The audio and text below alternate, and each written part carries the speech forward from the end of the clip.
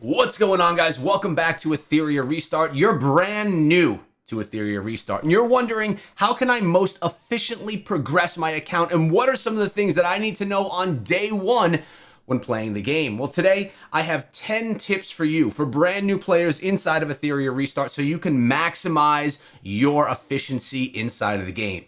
Before I go any further, I need to thank Etheria Restart for sponsoring today's video, and I urge all of you to test out the game. Get yourself pre-registered. Use this QR code or my link in the description and join me and my team inside of Etheria Restart today. Today, I'm with Hermes, and he's going to be taking us through some of his biggest tips that he's learned from playing the game since it's become available in beta. Hermes, thanks for coming to the channel. Why don't we dive right in and talk about your first number one tip?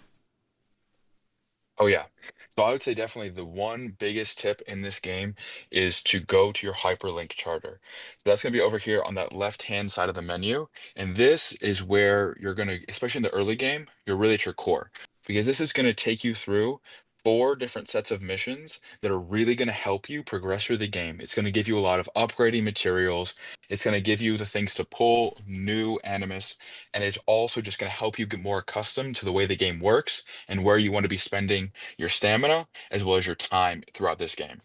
Beautiful. And you mentioned stamina, you mentioned time, which is basically leading us into some of the next tips. That's a great first one. Now, tip number two has to do with background battles. And I've played a lot of turn-based strategy games, but I really like how it's done here inside of Etheria Restart better than any others because of the efficiency. So what's your tip number two? I would say always be farming background battles. When I've played other games, background battles, it's like, oh, you can play background battles, but then you can only go into your like your champion or your animus roster screen, and you can maybe mess with some gear or do anything like that. But in Etheria Restart, they've done it in such a way that I can go in like I'm doing right now. I'm starting up my background battle, and then I'm gonna go right out and I can do literally anything else I want in the game. The one thing is you can only run one background battle at a time. So if like for me, this Doki Doki is helping me farm up some modules, which is going to take a lot longer, but then I can do a lot easier fights all at the same time. So just maximizing that efficiency. Yeah, basically, you're double dipping on your time, which is awesome because, as you've mentioned in other games we've played, you could do the background battles, but then you can kind of just look around the game. You really can't do anything else. So that's a great tip as well, especially if you have limited time and you want to get all your stamina used. That's a great way to do it. Taking us into number three, I know that every game that I play, I put out videos. I literally just put one out on my other channel today on the best things that you should be doing inside of the games every single day. So your tip number three is talking about daily quests. What are the daily quests that you think are the most important for you guys, for all of us to do first? So honestly, I will say the daily quests in this game are super easy to do.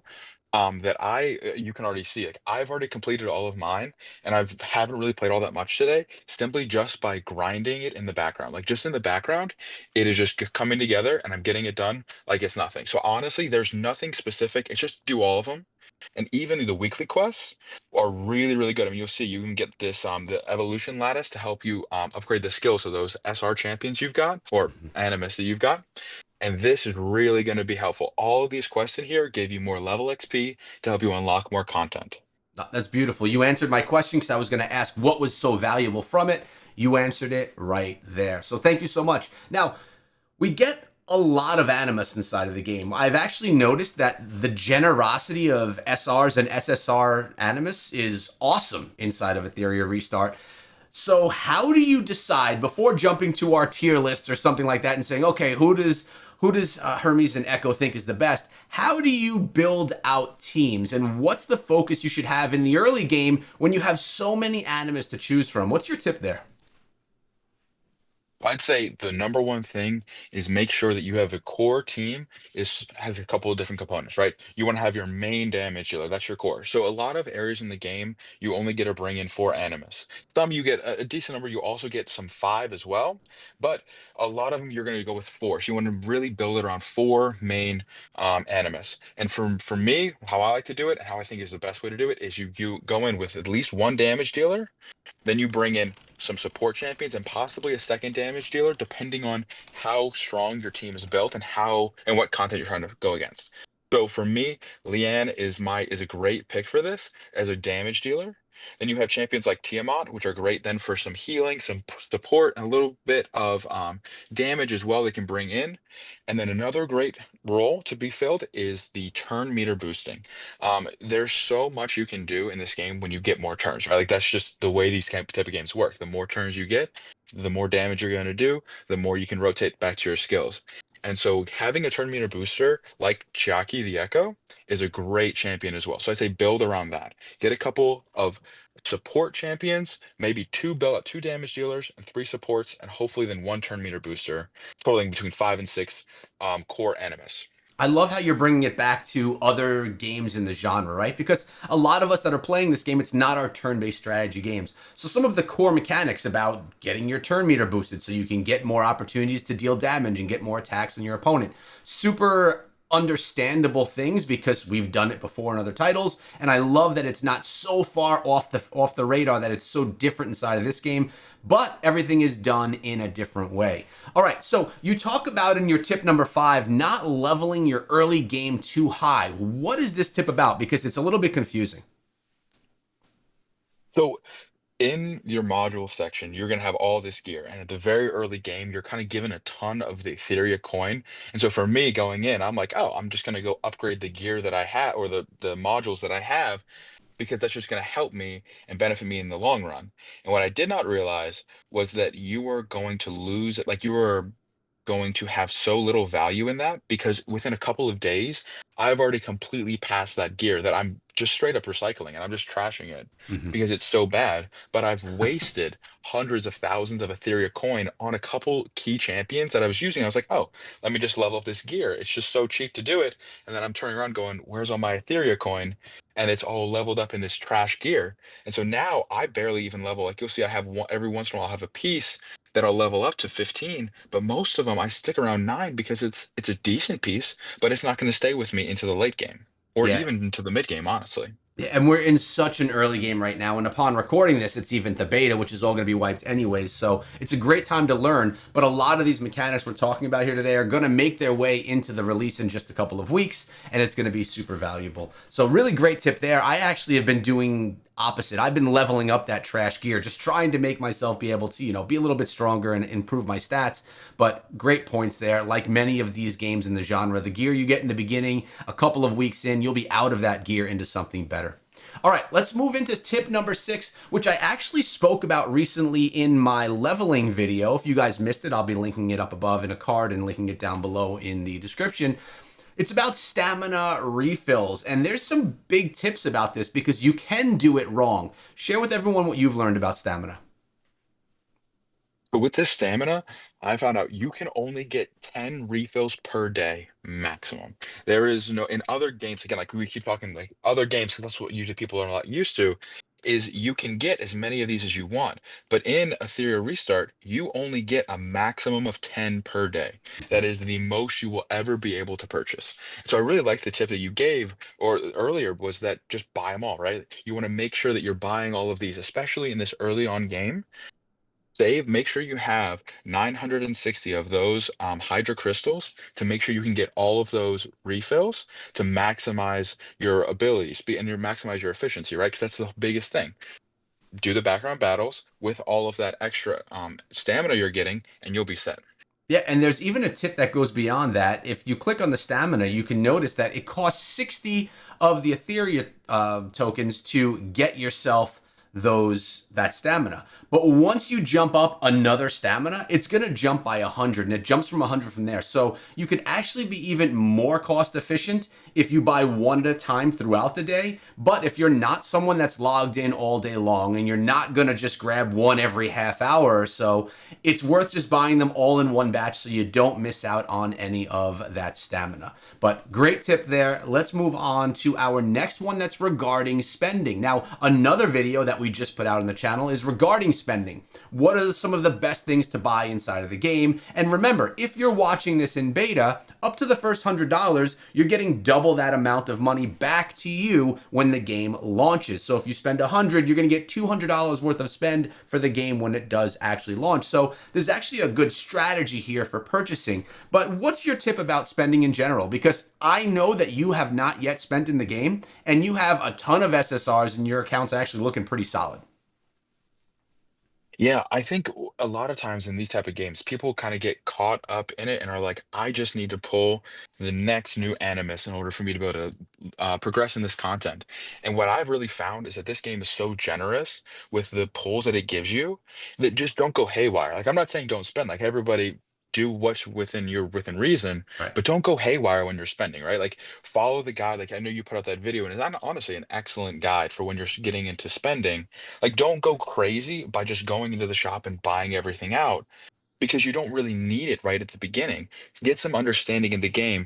Understand, okay, this is what I do when I level some of my animus up. This is how I level up the skills, and then how those resources are going to help you by spending in the game, as opposed to just going in and going, I'm just going to swipe the credit card until I get everything and then get upset because I don't actually understand the game to be able to progress.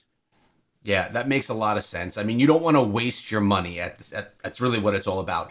But there is some really solid value that's inside of the game. So if you watch that video on our spending guide, you'll see what that value is. So thank you again for that tip. But it takes us to number 8 right now, and it's about story mode and unlocking different stages of the game. Now, story mode is the one game mode that I've experienced that really isn't as click and play. Like you have to kind of run yourself around the world. You have to be a little bit more hands-on with the main quest. But why is it so important to get through the story, I guess is the main question here.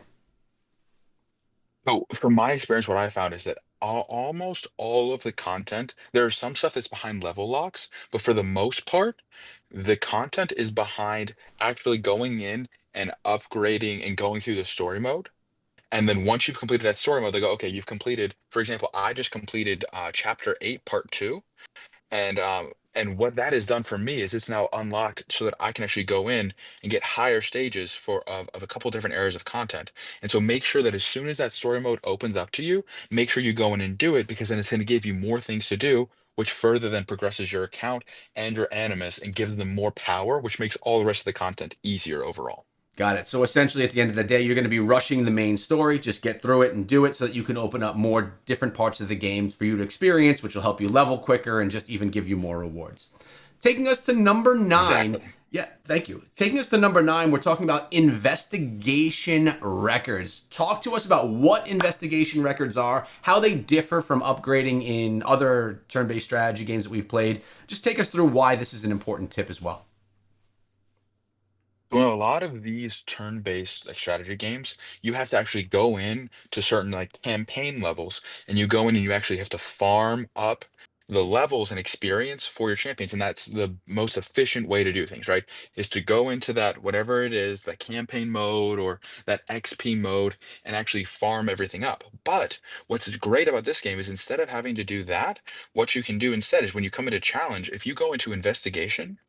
You can throw in your absolute best animus, and you can get all of these records that are going to actually level up the experience of your animus. And that's all you have to do. So instead of me having to go in and take one or two champion or one or two animus and then come in with everything else as the ones that I want to upgrade their levels, I can go in with my strongest four and then just come right back into here, into your animus tab, go to this upgrade, and then I can throw them all in there at all at a time. Or if I want to just do a level or so, I can do them one at a time as well. And you can see I'm working on getting my Leanne upgraded right now. So that's really going to be where I'm going to be spending a lot of my stamina right now is trying to get some more experience for all my animus. All right, awesome. And that takes us to our final tip, tip number 10, which is one of, in my opinion, the most important because it's about enjoying the game. Now, we're talking about 10 tips to be the most efficient, to get yourself in the most productive spot inside of the game. But at the same time, we are playing a game and we play games for enjoyment. So we need to remember to enjoy ourselves along the way. What else do you have to say about that, Hermes?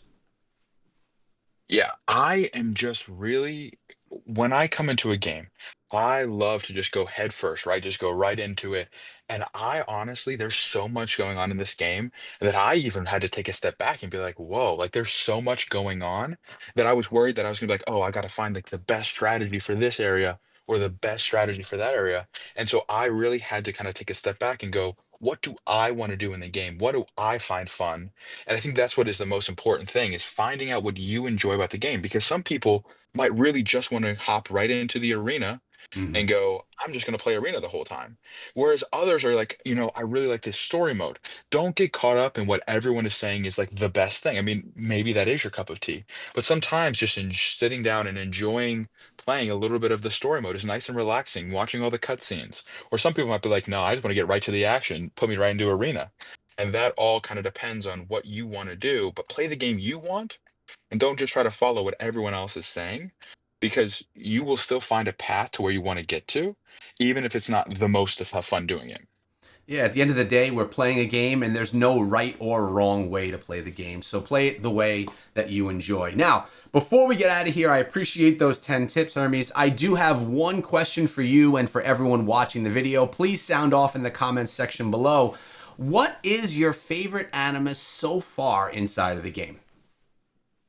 So I think, as a surprise to probably nobody, Tiamat has been just amazing, and I think we're gonna try to get together. I want to get together with you and get a guide on this animus because she is just so powerful, that it just has been so much fun just getting to watch her go in, because 'cause she'll go in and heal up the entire team from half health, all the way up to full, and then she'll turn around and she'll nuke them. And the other team, I mean, and it's just great. It's great to watch that happen, and so I'm really excited to see what else I can do with her. Now, another one that I've been really enjoying, but I haven't had much time to play test with, has been Kloss, because and she is very interesting because she brings in that drop defense and a lot of like turn meter manipulation. So I'm interested to see what I can do with her as well.